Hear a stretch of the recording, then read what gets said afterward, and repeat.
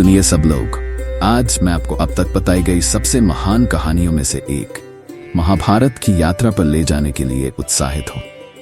यदि आपने इसके बारे में पहले नहीं सुना है तो यह आकर्षक पात्रों, नाटकीय घटनाओं और गहरी दार्शनिक अंतर्दृष्टि से भरा एक प्राचीन भारतीय महाकाव्य है। यह भावनाओं, लड़ाइयों और सबकी एक रोलर कोस्टर सवारी की तरह है जो आज भी गूंजती है। चलिए शुरू से शुरू करते हैं। बहुत समय पहले हस्तिनापुर राज्य में शांतनु नाम की एक शक्तिशाली राजा थे। उन्हें देवी गंगा से प्रेम हो गया और उन्होंने उनसे विवाह कर लिया। उनका देवव्रत नाम का एक पुत्र था जो बाद में भीष्म के नाम से प्रसिद्ध हुआ।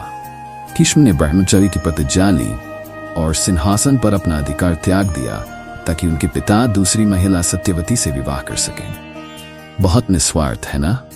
सत्यवती के दो पुत्र थे, चित्रांगद और विचित्रवीर्य, लेकिन दुर्भाग्य से वे दोनों युवावस्था में ही मर गए। इससे सिंहासन बिना किसी शासक के रह गया। इस समस्या को हल करने के लिए सत्यवती ने विचित्रवीर्य की विधवाओं से बच्चे पैदा करने के लिए अपने पहले पुत्र ऋषि व्यास को बुलाया। इस प्रकार 3 पुत्र पैदा हुए। धृतराष्ट्र जो अंधे थे, पांडु जिनके पास एक श्राप था जिसने उन्हें बच्चे पैदा करने से रोक दिया था, और विदुर जो बुद्धिमान तो थे लेकिन राजसी नहीं थे। अब यही चीजें दिलचस्प हो जाती हैं। धृतराष्ट्र ने गांधारी से विवाह किया, जिसने अपने पति के अंधकार को साझा करने के लिए अपनी आंखों पर पट्टी बांध ली। उनके 100 पुत्र थे जिन्हें कौरवों के नाम से जाना जाता था, जिनमें दुर्योधन सबसे बड़ा था। दूसरी ओर पांडु ने कुंती और माद्री से विवाह किया। एक विशेष वरदान के कारण कुंती ने अलग अलग देवताओं से 3 पुत्रों युधिष्ठिर, भीम और अर्जुन को जन्म दिया। अश्विनी जुड़वा से माद्री के जुड़वा बेटे नकुल और सहदेव थे। इन 5 भाइयों को पांडवों के नाम से जाना जाता है। जैसे जैसे वे बड़े हुए, पांडवों और कौरवों के बीच भयंकर प्रतिद्वंद्विता विकसित हो गई। दुर्योधन सबसे बड़ा कौरव विशेष रूप से पांडवों की लोकप्रियता और गुणों से ईर्ष्या करता था। अब यह हिस्सा गहन है। दुर्योधन ने अपने चालाक चाचा शकुनी की मदद से युधिष्ठिर को पासे के खेल के लिए आमंत्रित किया। शकुनी ने पासों में हेराफेरी की और युधिष्ठिर सब कुछ हार गए, अपना राज्य, अपने भाई और यहाँ तक कि अपनी साझा पत्नी द्रौपदी भी। नुकसान के हिस्से के रूप में पांडवों को 3 साल के निर्वासन के लिए मजबूर होना पड़ा और आखिरी साल उन्होंने छद्मवेश में बिताया। अपने निर्वासन के दौरान पांडवों को कई चुनौतियों का सामना करना पड़ा। अर्जुन शक्तिशाली दिव्य हथियार प्राप्त करने की खोज में थे, जबकि भीम राक्षसों से लड़ते रहे। द्रौपदी, जिसे पासे के खेल के दौरान अपमानित किया गया था, ने अपार शक्ति और अनुग्रह दिखाया। पांडवों की एकता और लचीलापन और मजबूत हो गया। वनवास के बाद पांडव वापस लौटे और अपना राज्य वापस मांगा, लेकिन आश्चर्य की बात है कि दुर्योधन ने इससे इनकार कर दिया। कूटनीतिक प्रयास विफल रहे और युद्ध अपरिहार्य हो गया। इसके परिणाम स्वरूप कुरुक्षेत्र युद्ध हुआ, जो एक महाकाव्य लड़ाई थी जो 5 दिनों तक चली। युद्ध वीरता और त्रासदी का नजारा था। एक तरफ पांडव थे अपने सहयोगियों के साथ और कृष्ण के मार्गदर्शन में, जिन्होंने अर्जुन के सारथी के रूप में कार्य किया। दूसरी ओर कौरव थे, जिनके साथ भीष्म, द्रोण और कर्ण जैसे दुर्जेय योद्धा थे। भीष्म, जो अपने वरदान के कारण अजेय थे, अंततः गिर गए क्योंकि उन्होंने शिखंडी से लड़ने से इनकार कर दिया, जो एक महिला के रूप में पैदा हुआ था और बाद में अंबा की आत्मा लेकर पुरुष बन गया, जिसके साथ भीष्म ने पिछले जन्म में अन्याय किया था। पांडवों और कौरवों दोनों के श्रद्धेय शिक्षक द्रोण को धोखे से आत्मसमर्पण करने के लिए मजबूर किया गया और उनकी हत्या कर दी गई।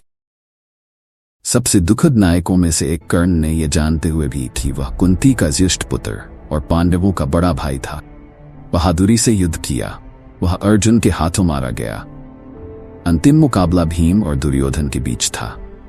भीम ने द्रौपदी के अपमान को याद करते हुए दुर्योधन पर प्रहार किया, जिससे युद्ध समाप्त हो गया। युद्ध का परिणाम हृदय विदारक था।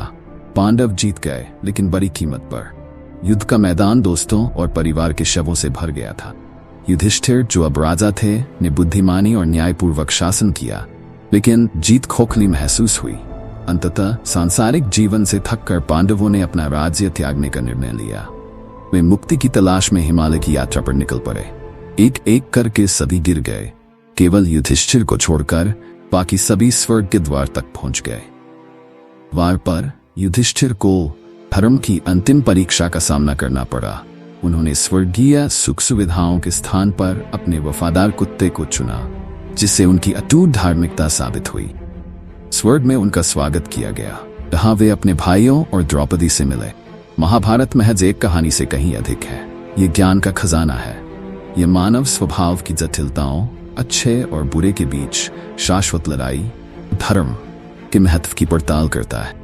इस महाकाव्य के सबक शाश्वत है और आज भी लोगों को प्रेरित और मार्गदर्शन करते हैं। महाभारत केवल संघर्ष और सत्ता संघर्ष की कथा नहीं है। ये जीवन और नैतिकता पर गहरा प्रतिबिंब है। अपने पात्रों और उनकी पसंद के माध्यम से महाकाव्य हमें अमूल्य सबक सिखाता है जो आज भी प्रासंगिक है। यहाँ कुछ मुख्य बातें दी गई है। धर्म, कर्तव्य का महत्व। महाभारत के केंद्रीय विषयों में से एक धर्म है। प्रत्येक पात्र को उन परिस्थितियों का सामना करना पड़ता है जहां उन्हें सही और गलत के बीच चयन करना होता है। सत्य और न्याय के पालन के लिए जाने जाने वाले युधिष्ठिर धर्म की जटिलताओं से जूझते हैं। महाकाव्य हमें सिखाता है कि सही काम करना हमेशा आसान या सीधा नहीं होता है, लेकिन यह व्यक्तिगत और सामाजिक सद्भाव के लिए आवश्यक है। चयन की शक्ति। महाभारत इस बात पर जोर देता है कि हमारे कार्य और विकल्प हमारे भाग्य को परिभाषित करते हैं। युद्ध से पहले अर्जुन का आंतरिक संघर्ष भगवद गीता में कैद, सचेत और सूचित निर्णय लेने के महत्व को दर्शाता है। अर्जुन को कृष्ण की सलाह परिणामों के प्रति आसक्ति के बिना अपने कर्तव्य के अनुसार कार्य करने के महत्व पर प्रकाश डालती। जीवन की नश्वरता। महाभारत जीवन और भौतिक संपदा की क्षणिक प्रकृति का सजीव चित्रण करता है। अपने विशाल साम्राज्य और शक्ति के बावजूद पांडवों ने अंततः सब कुछ त्याग दिया। महाकाव्य हमें याद दिलाता है कि सभी सांसारिक उपलब्धियां अस्थायी हैं और सच्ची संतुष्टि आध्यात्मिक विकास और समझ से आती है। प्रतिकूल परिस्थितियों में एकता और ताकत। अपने निर्वासन और युद्ध के वर्षों के दौरान पांडवों की एकता और एक दूसरे का समर्थन पारिवारिक बंधन की ताकत का प्रमाण है। अनेक चुनौतियों का सामना करने के बावजूद वे एकजुट रहते हैं, जिससे अंततः उनकी जीत होती है। यह कहानी विपरीत परिस्थितियों में एक साथ खड़े रहने का मूल्य सिखाती है। लालच और ईर्ष्या के परिणाम। महाभारत दिखाता है कि कैसे अनियंत्रित लालच और ईर्ष्या किसी के पतन का कारण बन सकती। दुर्योधन की ईर्ष्या और सत्ता की चाहत न केवल उसके विनाश का कारण बनी, बल्कि उसके पूरे परिवार के विनाश का कारण बनी। महाकाव्य इन भावनाओं की विनाशकारी प्रकृति के बारे में एक सावधान कहानी के रूप में कार्य करता है। क्षमा और मोचन। महाकाव्य क्षमा और मोचन के विषयों की भी पड़ताल करता है। कई पात्रों द्वारा की गई गलतियों के बावजूद महाभारत प्रायश्चित की संभावना और क्षमा की शक्ति को स्वीकार करता है। उदाहरण के लिए भीष्म कौरवों के पक्ष में होने के बावजूद अपने गुणों और बलिदानों के लिए पूजनीय है।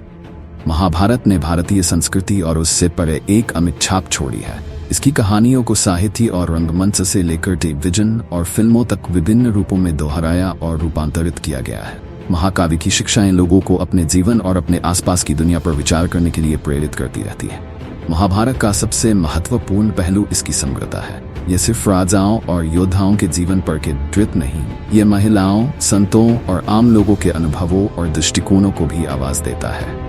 द्रौपदी, कुंती और गांधारी जैसे पात्र महत्वपूर्ण भूमिकाएं निभाते हैं और उनकी अपनी अनूठी कहानियां और सबक है। जैसे ही हम इस अविश्वसनीय यात्रा के अंत पर पहुंचते हैं, ये स्पष्ट हो जाता है कि महाभारत सिर्फ एक प्राचीन महाकाव्य से कहीं अधिक है।